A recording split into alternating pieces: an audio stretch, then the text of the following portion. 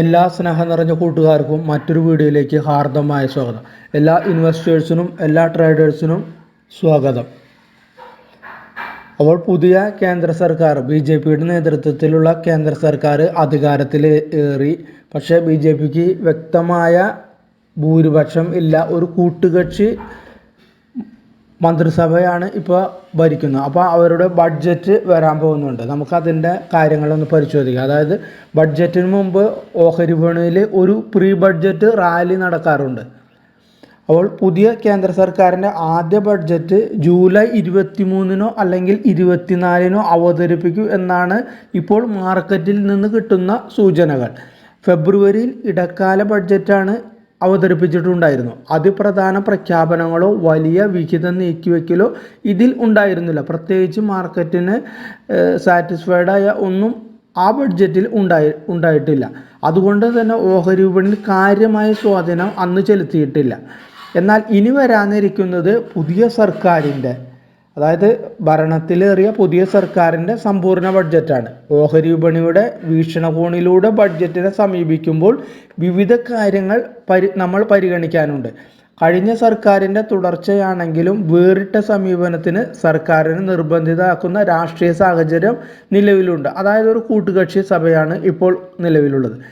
സഖ്യ സർക്കാരിൻ്റെ സമ്മർദ്ദങ്ങളും കർഷകരോഷം ഭരണമുന്നണിക്കുണ്ടായ ആഘാതവും പരിഗണിക്കാതെ ഇനി ഈ സർക്കാരിന് മുന്നോട്ട് പോകാനാവില്ല എന്ന തിരിച്ചറിവ് അവർക്കുണ്ടാക്കിയിട്ടുണ്ട്.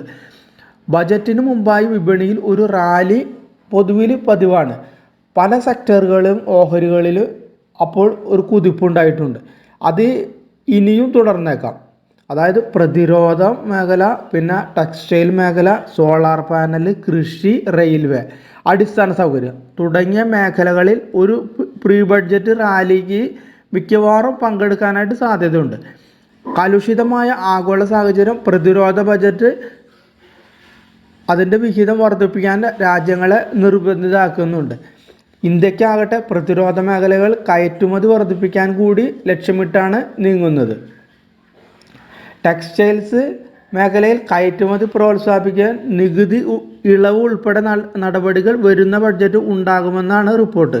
പ്രത്യേക ദേശീയ ടെക്സ്റ്റൈൽ ഫണ്ട് പ്രഖ്യാപിച്ചേക്കുമെന്നും ദേശീയ മാധ്യമങ്ങൾ റിപ്പോർട്ട് ചെയ്യുന്നുണ്ട്. ഭാവി പുനരുപയോഗ ഊർജത്തിൻ്റേതാണ് കേന്ദ്ര സർക്കാർ പ്രഖ്യാപിച്ച PM സൂര്യോദർ സോളാർ പദ്ധതിയുടെ തുടർ പ്രഖ്യാപനങ്ങളും ബഡ്ജറ്റ് ഉണ്ടാകുമെന്ന് പ്രതീക്ഷിക്കുന്നു. റെയിൽവേ വികസനത്തിന് കാര്യമായ ബജറ്റ് വിഹിതം ലഭിക്കുമെന്നാണ് വിപണി പ്രതീക്ഷിക്കുന്നത്. ഭവന പദ്ധതി, അടിസ്ഥാന സൗകര്യ വികസനം എന്നിവയിലും പദ്ധതികൾ ഉണ്ടാകും. കാർഷിക മേഖലയിൽ ശ്രദ്ധേയമായ പ്രഖ്യാപനങ്ങൾ ഉണ്ടാകുമെന്ന് കരുതുന്നു. ഈ മേഖലയുമായി ബന്ധപ്പെട്ട ഓഹരികൾ അപ്പോൾ കുതിക്കാനായിട്ട് സാധ്യതയുണ്ട്.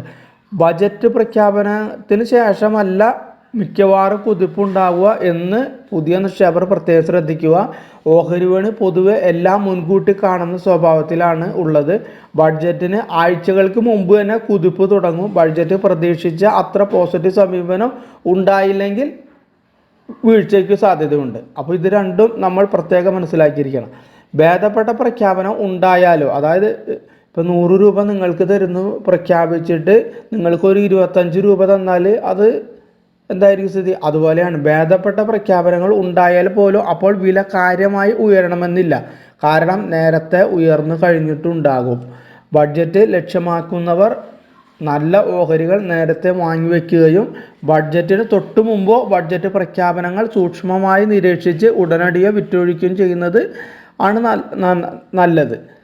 അതാണ് കഴിഞ്ഞ ബഡ്ജറ്റ് നമ്മൾ പരിശോധിച്ചാൽ നൽകുന്ന പാഠങ്ങൾ. അതുകൂടാതെ മറ്റൊരു കാര്യം എന്ന് വെച്ചാൽ ബഡ്ജറ്റിൽ, അതായത് ഇന്ത്യയുടെ സാമ്പത്തിക സ്ഥിതിയെ രക്ഷപ്പെടുത്താനുള്ള പ്രഖ്യാപനങ്ങൾ മാർക്കറ്റിൽ ഉണ്ടായിട്ടുണ്ടെങ്കിൽ മാർക്കറ്റ്, അതായത് നിഫ്റ്റിയും ബാങ്ക് നിഫ്റ്റി അതുപോലെയുള്ള ഇൻഡെക്സുകളിൽ നല്ല കുതിപ്പുണ്ടാകുകയും, അതല്ല ഒരു ജനകീയ ബഡ്ജറ്റ്, അതായത് ഇപ്പോൾ ഉദാഹരണം പറയാൻ തൊഴിലുറപ്പ് മേഖലയിൽ പൈസ കൂട്ടിക്കൊടുക്കുക, അല്ലെങ്കിൽ PM കിസാൻ സമ്മാൻ നിധി അതിൽ പൈസ കൂട്ടിക്കൊടുക്കുക, അല്ലെങ്കിൽ ഗ്യാസ് സബ്സിഡി, അങ്ങനെയുള്ള ജനകീയമായി കയ്യടിക്ക് വേണ്ടി നടത്തുന്ന പ്രഖ്യാപനങ്ങൾ ഉണ്ടായിട്ടുണ്ടെങ്കിൽ അത് മാർക്കറ്റിനെ എഫക്റ്റ് ചെയ്യില്ല. അത് ഇന്ത്യയുടെ സാമ്പത്തിക പുരോഗതിയെ എഫക്റ്റ് ചെയ്യില്ല. പക്ഷേ ജനങ്ങളെ കയ്യടി നേടും. അങ്ങനെ വന്നാൽ മാർക്കറ്റിൽ നല്ലൊരു ഇടിവുണ്ടാവാൻ സാധ്യതയുണ്ട്. അപ്പോൾ ഏതാണ് വരുന്നുള്ളത് നമുക്ക് മാർക്കറ്റിന് നോക്കിയിട്ട് നമുക്കിപ്പോൾ പറയാൻ കഴിയില്ല. ബഡ്ജറ്റ് അത് വരുമ്പോഴേ നമുക്ക് അതിന് കാണാനായിട്ട് സാധിക്കുകയുള്ളൂ. അപ്പോൾ ഇത് രണ്ടും കൂടിയും ഓർത്തിട്ട് വേണം ഇനിയുള്ള കാലങ്ങളിൽ, അതായത് ബഡ്ജറ്റ് വരെയുള്ള മാർക്കറ്റിൻ്റെ ഗതിവിഗതികൾ നിയന്ത്രിക്കുക. അതായത് ബഡ്ജറ്റിന് ശേഷം ബഡ്ജറ്റിൽ എന്താണ് പ്രഖ്യാപനങ്ങൾ വരുന്നത്, ഇന്ത്യക്ക് സാമ്പത്തിക മേഖലകൾ ഉയരാനുള്ള പ്രഖ്യാപനങ്ങളുണ്ടെങ്കിൽ ബഡ്ജറ്റ് വീണ്ടും നല്ല രീതിയിൽ കയറി പോകും. അതല്ല ഇതുപോലെ നേരത്തെ പറഞ്ഞ പോലെ ജനങ്ങളുടെ കയ്യടി നേടാനുള്ള പ്രഖ്യാപനങ്ങളാണെങ്കിൽ അപ്പോൾ മാർക്കറ്റ് നല്ലൊരു താഴ്ചയ്ക്കും സാധ്യത കാണുന്നുണ്ട്. അപ്പോൾ ഇതെല്ലാം ഓർത്തുകൊണ്ട് വേണം വരും ദിവസങ്ങളിൽ നമ്മൾ ഒരു ഇൻവെസ്റ്റ്മെൻറ്റ് ഡിസിഷനോ അല്ലെങ്കിൽ ട്രേഡിംഗ് ഡിസിഷനോ എടുക്കാനായിട്ട്. അപ്പോൾ വീഡിയോ കണ്ട എല്ലാവർക്കും നന്ദി, നമസ്കാരം.